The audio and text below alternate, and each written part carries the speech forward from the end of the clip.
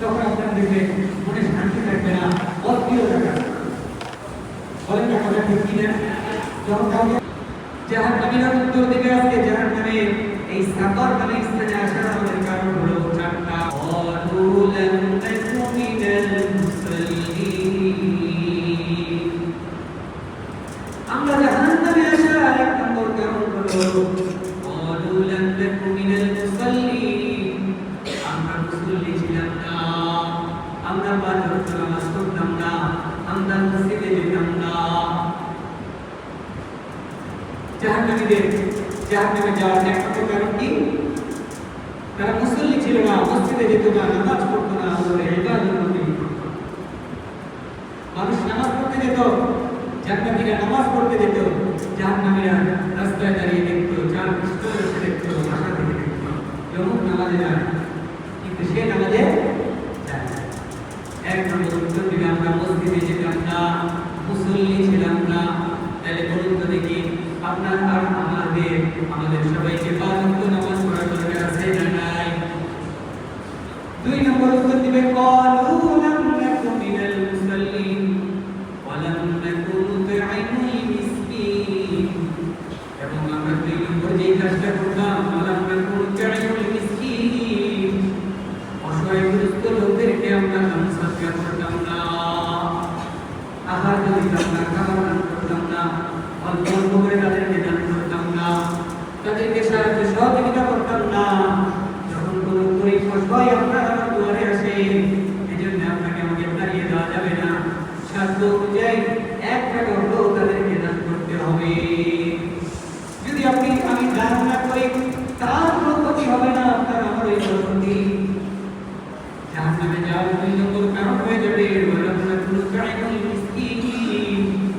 আমরা গরিব অসহায় দুস্থ মানুষদেরকে দান করতাম না, হাতে দিতাম না, খাবার দান করতাম না। যখন আপনার আমার কাছে আসে আমরা অবশ্যই দেব, কিন্তু সমাজে কিছু মানুষ আছে, যখন কোনো গরিব দুঃখী অসহায় দুস্থ মানুষ তার কাছে যায়, দূর হও, চলে যাও, মাফ করো, এরকম বলেন। দুস্থ মানুষকে দাঁড়ায় দেন, আপনি অল্প খাবার দান করেন, এক ফুট চাল দান করেন, এক টাকা দান করেন, এর বিনিময়ে আপনার মহান কাজে হবে। কিন্তু যখন আপনি গরিব দুঃখী অসহায় মানুষদেরকে দান করবেন না, আমি মনে করি যে এই যে আমার সম্পদ আমি অর্জন করেছি, এই টাকা আমার, এই বাড়ি আমার, এই সম্পদ আমার না, আল্লাহ রাব্বুল আলামিন বান্দা ওই যে দেখো গরিব ভিক্ষুক তোমার কাছে হাত পাচ্ছে, আমি আল্লাহ চাইলে ওকে তোমার জায়গায় রাখতে পারতাম, তোমাকে আমার জায়গায় রাখতে পারতাম, কিন্তু আমি আল্লাহ রাব্বুল আলামিন তোমাকে বড় অনুগ্রহ করছি, আমি আল্লাহ রাব্বুল আলামিন ধন সম্পদের নিয়ামত আমি আল্লাহ তোমাকে দিয়েছি, আর তুমি আজকে দান করো না। দান না করতে যদি তুমি কবরে চলে যাও, জাহান্নামে যাওয়ার দুই নম্বর কারণ হয়ে যাবে ওয়ালা তুতাইমুল মিসকিন। আল্লাহ রাব্বুল আলামিন আপনাকে আমাকে দুই নম্বর কারণ থেকে জান্নাতে তৌফিক দান করুন, সবাই বলে আমিন। তিন নম্বর যেই কারণটা জাহান্নামীরা বলবে ওয়া কুন্না নাকুযু মা'আল কায়িদিন। জাহান্নামীরা বলবে তিন নম্বর জাহান্নামে আসার কারণ হলো আমরা সমালোচকদের সাথে সম্পৃক্ত হয়ে আমরা মানুষের সমালোচনা করতাম, অনর্থক কথাবার্তা বলনেওয়ালা লোকদের সাথে আমরা বসে তাদের সাথে অনর্থক কথাবার্তা বলতাম, মানুষের বিপদ করতাম, শিকায়ত করতাম, এইগুলো থেকে আমরা বেঁচে থাকতাম না। আমাদের সমাজে এমন মানুষ নাই, মানুষের বিপদ করনেওয়ালা মানুষ নাই, শিকায়ত করনেওয়ালা মানুষ নাই, সমালোচনা করনেওয়ালা মানুষ নাই। আপনি চার হোটেলে বসে বুঝতে পারবেন দুনিয়ার সব খবরগুলো কোন হোটেলে, চার হোটেলে গিয়ে দুনিয়ার সমালোচনা হয়। অমুকের ছেলে ইঞ্জিনিয়ার, অমুকের ছেলে ডাক্তার, একজন জায়গায় অমুকের ছেলে হাফেজ। হাফেজ ছেলেটি কি হয়েছে? হাফেজ ছেলেটি কি হয়েছে? কত হাফেজ বাংলাদেশে বাপে নামাজ পড়ে না, এই নামাজ পড়ে না, দুনিয়া শুরু হয়ে গেছে। আর যদি গাড়ি ইঞ্জিনিয়ার হয়েছে, ডাক্তার হয়েছে, ডাক্তার হয়েছে, এখন বাংলাদেশে বিভিন্ন রকমের সমালোচনা আলোচনা হয় না। জাহান্নামের তিন নম্বর যে কারণটা বলবে ওয়া কুন্না নাকুযু মা'আল সম্পৃক্ত হয়ে আমরা মানুষের সমালোচনা করতাম। এই জন্য আমরা যে বা যারা এই কাজগুলোর সাথে সম্পৃক্ত আজকে থেকে বাদে থাকবে না ইনশাআল্লাহ।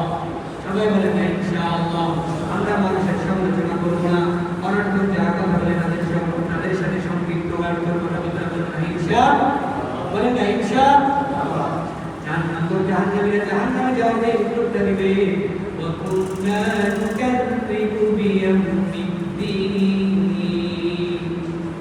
জাহান্নামের যে উত্তরটা জাহান্নামীরা দিবে, জাহান্নামীরা বলবে কিয়ামত যে হবে, জান্নাত জাহান্নাম যে আছে, এই আখিরাতের জগৎটা আমরা অস্বীকার করতাম। আপনি যদি নামাজ পড়েন, নামাজ আপনাকে দুনিয়ার সমস্ত ফাহশা কাজ থেকে বিরত রাখে। সুবহানাল্লাহ। 2 নম্বর, আপনি যদি দান সাদকা করেন, আপনাকে দুনিয়াতে আল্লাহ রাব্বুল আলামিন মানসিক শান্তি দিবেন। যখন আপনি কোনো ব্যক্তিকে অল্প কিছু দান করবেন, দেখবেন আপনি মনে একটা তৃপ্তি পাবেন, মনে একটা শান্তি পাবেন। যখন কোনো মানুষকে দাঁড়ায় দেবেন, দিবেন না, তখন আপনার দেখবেন মনে শান্তি থাকবে না, অপ্রিয় থাকবে। বলেন না কথা ঠিক কিনা? যখন কাউকে আমরা মসজিদে দান করি, আমাদের মনে ঠান্ডা হয়ে যায় না? 3 নম্বর, وَكُنَّا نَعُوذُ مَعَ الْخَائِنِينَ। যখন আমরা মানুষের সমালোচনা করি, গীবত করি, দেখবেন আপনার আমার মনে খুব ক্ষতি জন্মায়, সন্দেহ জন্মায়। কেমন? যে অমুকের ব্যাপারে আমি বললাম, অমুক যদি শুনে তার সাথে আমার ঝগড়া ফসাদ হবে। বলেন কথা ঠিক কিনা? ঠিক না? তাহলে আমরা যদি মানুষের সমালোচনা না করি, আমাদের মনে ক্রোধ থাকবে না, থাকবে না, সন্দেহ থাকবে না। وَكُنَّا نُكَذِّبُ بِيَوْمِ الدِّينِ। আখিরাত সম্বন্ধে যদি আমাদের দিলে চিন্তা চেতনা থাকে, আখিরাতের জগৎ নিয়ে যদি আমাদের মাথায় চিন্তা চেতনা থাকে সব সময়, তাহলে দুনিয়ার ভালো কাজগুলো করা আমাদের জন্য সম্ভব হবে, খারাপ কাজগুলো থেকে বেঁচে থাকা সম্ভব হবে। কাজে এই 4টি কাজ থেকে আমরা বেঁচে থাকার চেষ্টা করবো। আল্লাহ রাব্বুল আলামিন আপনাকে